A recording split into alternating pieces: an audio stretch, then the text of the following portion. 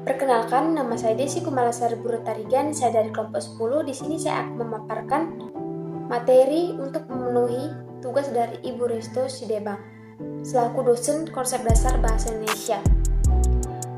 Materinya yaitu masalah yang dihadapi anak SD sastra dan cara mengatasi masalah. Yang pertama, masalah pembelajaran sastra di sekolah dasar. Pembelajaran sastra dan bahasa memang tidak dapat dipisahkan karena memang kedua hal ini sangat erat hubungannya. Mengenai permasalahan pembelajaran sastra sendiri, khususnya di sekolah dasar, tentu lebih dikenal sebagai permasalahan pembelajaran bahasa Indonesia. Masalah tersebut tentu sangat beragam, belum lagi kalau kita berbicara sekolah pedalaman dan keterbatasan buku ataupun masalah-masalah lainnya yang mengangkut materi dari pembelajaran sastra itu sendiri. Mengenai pembelajaran sastra di sekolah dasar, tentu permasalahan tidak lain yang dibicarakan adalah sastra anak-anak. Sehubungan dengan itu, Juanda mengatakan bahwa sastra anak-anak sebenarnya tidak terlalu berbeda dengan sastra orang dewasa. Keduanya sama-sama berbeda pada wilayah sastra yang mencakup kehidupan dengan segala perasaan, pikiran, dan wawasan kehidupan. Yang berbeda hanya fokusnya saja. Sastra anak-anak menetapkan anak-anak sebagai fokusnya. Jadi dapat dipahami sebenarnya bahwa masalah pembelajaran sastra di sekolah dasar tidak terlalu jauh berbeda dengan umumnya. Ada beberapa faktor-faktor yang mempengaruhi kegagalan pembelajaran sastra. Yang pertama, mitos-mitos negatif di seputar dunia sastra. Kedua, dunia sastra yang selalu terpencil. Ketiga, teori sastra versus kebebasan kreatif seniman. Keempat, kesalahan konsep dalam pembelajaran sastra.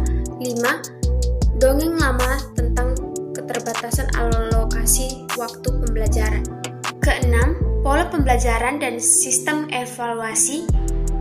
Ketujuh, minimnya jumlah buku pembelajaran. Ke-8, profesionalitas guru. 2. Cara mengatasi masalah dalam pembelajaran sastra di sekolah dasar. Dalam belajar bahasa Indonesia, terutama dalam bidang pembelajaran sastra, di sekolah harus memperhatikan karakteristik siswa. Hal ini digunakan untuk melihat kecenderungan dan keinginan siswa dalam pembelajaran bahasa tersebut. Menurut Van Els, mengklasifikasikan karakteristik siswa atas 4 bagian, yakni umur siswa, bakat, pengetahuan siswa, sikap yang meliputi minat, motivasi, dan kepribadian.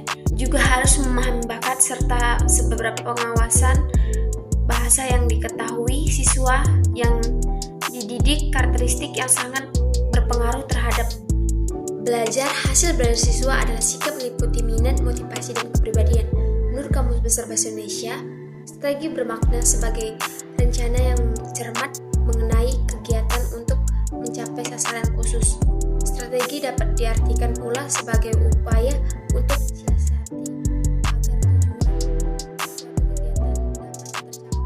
Strategi pembelajaran sastra berisi segala sesuatu yang dapat digunakan dalam menyusun rencana pembelajaran bahasa Indonesia secara cermat yang mengacu pada tujuan pembelajaran. Menurut Rubin, ada beberapa jenis strategi yang digunakan oleh peserta didik yang memberikan kontribusi langsung maupun tidak langsung dalam pembelajaran bahasa, terutama dalam bidang sastra. Yang pertama, strategi belajar kognitif. Yang kedua, strategi belajar metagnitif. Yang ketiga, strategi komunikasi. Yang keempat, strategi sosial.